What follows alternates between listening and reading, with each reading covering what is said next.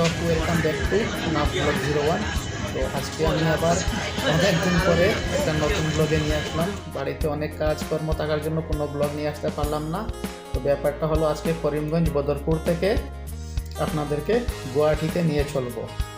আর গুয়াহাটি যাওয়ার পথে ট্রেনের যা ভিউ আছে দেখতে কীরকম হয়, কীরকম লাগে, আর সেটা দেখার জন্য আপনাদেরকে নিয়ে আসছে এই ব্লগটা, ট্রাভেলিং ব্লগ। আমার আগের থেকেই বলা ছিল যে আমি একজন ফার্মার আর মাঝে মধ্যে একটু ঘোরাফেরাও করি। তো দেখবেন আজকে আমার সাথে গুয়াহাটিতে যাওয়ার এই জার্নিটা, আর কি মনোরম দৃশ্য, আসামের মনোরম দৃশ্য উপভোগ করে করে আমার সাথে চলো আর দেখতে থাকি। প্রথমে বলে দিই, এই যে ট্রেন যেটাতে আমি জার্নি করতেছি এই ট্রেনটা হলো দুলকচড়া টু গুয়াহাটি। এই ট্রেনটা বেশি দিন হয়নি সার্ভিসে আসার, তবে এরকম নতুন নতুন। আর এই দেখো আমার পাশে একটা টানেল যেতেছে, ওই টানেল কিন্তু আগে যে ছোটো লাইন ছিল সেই ছোটো লাইনের কিন্তু টানেল, যেটা ব্রডগেজে আসার আগে যেটা ছিল মিটার গজ সেইটা। আর এই হলো তোমার একটা জায়গা, এই জায়গাটা হলো তোমার বান্দরখাল বলা হয়, বান্দরখালের দৃশ্য, পাহাড়িয়া সাইড, পাহাড়ি অঞ্চল, দেখতে কি মনোরম দৃশ্য। আর এই হলো আমি নতুন নতুন ব্লগিং করতেছি পাবলিকে, যার জন্য লজ্জা লাগতেছে, কিছু বলিনি, শুধু সেলফিটা দেখালাম, কিছু মনে করবেন না। আর ব্যাকগ্রাউন্ডে আমি কথাগুলো বলতেছি লাইভে বলতেছি না, এডিটিং করার সময় বলতেছি, যাতে আপনাদেরকে বলতে একটু সুবিধে হয় বা আপনাদেরও শোনার জন্য একটু ভালো সুবিধে হয়, সেটার জন্য আমি মেইন যেটা সাউন্ড আছে সেগুলো একদম জিরো করে নিয়েছি। সো আগে বাড়ি আর দেখুন আমাদের সাথে এই পাহাড়ি অঞ্চলগুলো দেখতে কীরকম হয়। আর বৃষ্টির ভাব ছিল, বৃষ্টি তো আসবেই বটে। এই কীরকম মেঘলা আকাশ, বৈশাখ মাসের শুরু, চৈত্র মাসের লাস্ট। আপনারা তো জানেন চৈত্র বৈশাখ দিকে বৃষ্টি, তুফান এগুলো আসে। আর এই আপনাদের সাথে কথা বলতে বলতে এই সামনে একটা টানেল এসে গেছে, আমাদের ট্রেনটা দেখো কীভাবে সুড়ঙ্গর ভিতর দিয়ে প্রবেশ করতেছে, কি মনোরম দৃশ্য, দেখতেই অবাক লাগে।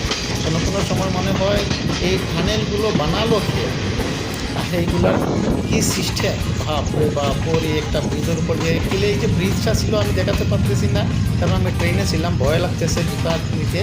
এই যে টাউন যেটা দেখছো সম্পূর্ণ কিন্তু ব্রিজের উপর দিয়ে পাস হয়েছে, নিচেতে কিন্তু জল নেই, এক পাহাড় থেকে অন্য পাহাড়ের সাথে কানেকশন। আর এই যে হিল স্টেশনের আরেকটা প্ল্যাটফর্ম, দেখো কি সুন্দর মনোরম দৃশ্য। এগুলো হলো, এটা কিন্তু এক্সপ্রেস ট্রেন, ছোটো ছোটো রেলওয়ে স্টেশন যেগুলো আছে ওইগুলোতে কিন্তু স্টপেজ দেয় না, শুধু হাফলংয়ে দেবে। করিমগঞ্জ, নিউ করিমগঞ্জে আবার ওটা স্টপেজ নেই, দুলকছড়া থেকে আসে পাতারকান্দিতে স্টপেজ দেয়, আর করিমগঞ্জ জাংশনে স্টপেজ দেয়, আর নেক্সট হলো বদরপুর, তারপরে হাফলং। এই হলো এই সাইডের পরে তো লামডিংয়ে, কিন্তু আবার ওই ট্রেনটা কিন্তু লামডিংয়ে ঢুকে না, বাইপাস হয়ে পাথরখোলা হয়ে গুয়াহাটি রাস্তা দিকে লঙ্কা হয়ে চলে যায়। আর এই দেখো এই পাহাড় লাইনের একটা টানেল থেকে বের হয়েছি, আগে যেটা থেকে ঢুকেছিলাম ওইটা থেকে কী সুন্দর আর্টিফিশিয়াল কালার পেন্ট করা হয়েছে টানেলটিকে দেখার জন্য, আরও মনোরম দৃশ্য করার জন্য। অ্যাকচুয়ালি আমরা এখন টানেল বলি ইংলিশ ওয়ার্ড, আগে এইগুলোকে আমরা বগদা বলতাম। বগদা দিয়ে গিয়েছি।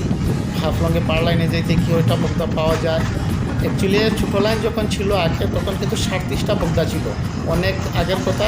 প্রথমে 36টা ছিল, একবার এটা অ্যাক্সিডেন্ট হয়েছে, ল্যান্ডস্লাইড হওয়ার পরে দুটা বগদা হয়েছিল, মাঝখানে ভেঙে দুটো পাশে দুটো বগদা হয়ে গিয়েছিলো, তারপরে 37টা হয়ে গিয়েছিল। এখন কিন্তু 37টা না 13টা।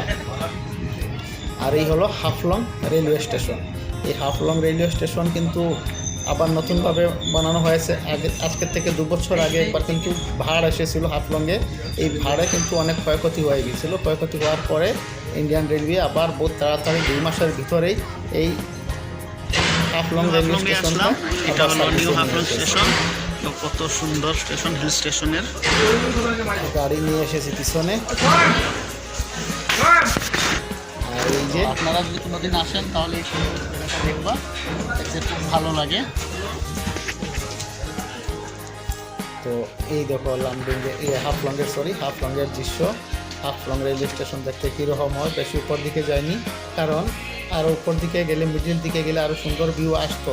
কিন্তু ব্যাপারটা হলো ট্রেনটা কিন্তু বেশিক্ষণ স্টপেজ নাই, আমি যদি ভিউ দেখাতে যাই আর ট্রেনটা ছেড়ে দিই তাহলে কিন্তু ট্রেনটা মিস হয়ে যাবে। আমি থাকবো হাফলংয়ে, আর আমার ব্যাগ পাতি চলে যাবে গুয়াহাটিতে।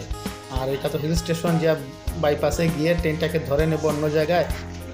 তো এরই সাথে শেষ করতেছি হাফলং পর্যন্ত আমার এই সফরটা। Thank you for watching.